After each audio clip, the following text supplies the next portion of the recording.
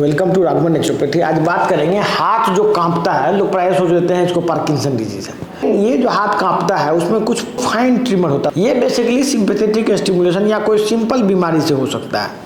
उस तरह का जो हाथ का कांपना है आपके डे टू डे लाइफ को इफेक्ट नहीं करता है। जैसे कि आप कोई काम कर रहे हैं तो वो काम आप कर लेंगे। पार्किंसन डिजीज वो होता है जिसमें आपको काम ही नहीं करने देगा। जैसे मान लीजिए आप कोई काम करने जाते हैं, हाथ स्पीड में कांपने लग जाएगा। समझिए, हर एक हाथ का कांपना पार्किंसन नहीं होता है। पार्किंसन उसको कहते हैं जब आप कोई काम करने लगते हैं और तब जोर जोर से हाथ कांपने लगे। यदि आप बात कर रहे हैं, बात करना भी एक काम है, जैसे किसी को मुंह से बोल रहे हैं, तो इसमें भी आपको बोलने में दिक्कत इतना हो जाएगा कि आदमी बोल नहीं पाता है, फिर बोलना ही बंद कर देता है। क्यों? क्योंकि उसका भी एक कोऑर्डिनेशन होता है ब्रेन से, वो ब्रेन का कोऑर्डिनेशन मिसिंग है यहाँ पे पार्किंसन डिजीज में। इसी वजह से वो बोल नहीं पाता है। तो पार्किंसन डिजीज को बाकी ट्रेमर से, मतलब कांपने से आप डिफरेंशिएट कर सकते हैं और फिर उसका इलाज अलग हो जाता है और इसका इलाज अलग हो जाता है। तो जो भी बीमारी होता है ब्रेन का, उस बीमारी में हम लोग क्या देखते हैं, ये जो एलोपैथिक इलाज में जो भी डोपामिन दिया जाता है वो सबसे बीमारी टेम्पोररी कुछ देर के लिए हो सकता है फायदा हो किसी किसी को, लेकिन डोपामिन का अपना टॉक्सिसिटी है ब्रेन में। यदि आप डोपामिन का लेवल ब्रेन में बढ़ाए रखेंगे लंबे समय से, तो आपका ब्रेन धीरे धीरे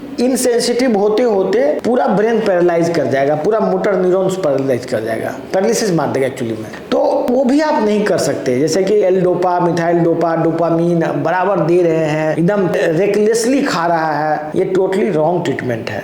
करेक्ट ट्रीटमेंट क्या है? करेक्ट ट्रीटमेंट है मेटाबॉलिक ट्रीटमेंट, जो हम लोग कर रहे हैं। इसमें हम लोग जितना भी डोपामिन जो भी खिलाता है सब दवाई बंद करते हैं और हम लोग एक डाइट प्रोटोकॉल फॉलो कराते हैं और ये कुछ दवा देते हैं जिससे बॉडी डिटॉक्स होता है और उसके सेल के अंदर जो माइटोकॉन्ड्रिया है उसका हीलिंग होता है। क्योंकि माइटोकॉन्ड्रिया जो खराब होता है सेल के अंदर, that is due to excess deposition of fat. Inside fat deposit है जिसकी वजह से माइटोकॉन्ड्रिया फंक्शन नहीं कर पा रहा है। एक तरह से फैट जो है, एक तरह से समझ लिए टॉक्सिन है। फैट है तो फैट के अंदर बहुत सारा टॉक्सिन भी घुला हुआ होगा।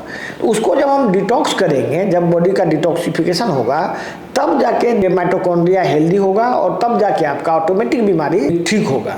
दूसरे तरीका से आप कुछ भी कर लेंगे, डोपामिन का लेवल बढ़ा देंगे, घटा देंगे, ये बीमारी ठीक नहीं हो सकता है। बहुत सारा थेरेपी भी होता है जिससे ब्रेन का कोऑर्डिनेशन को इम्प्रूव कराया जा सकता है, जो हमारे ट्रीटमेंट में होता है। धन्यवाद।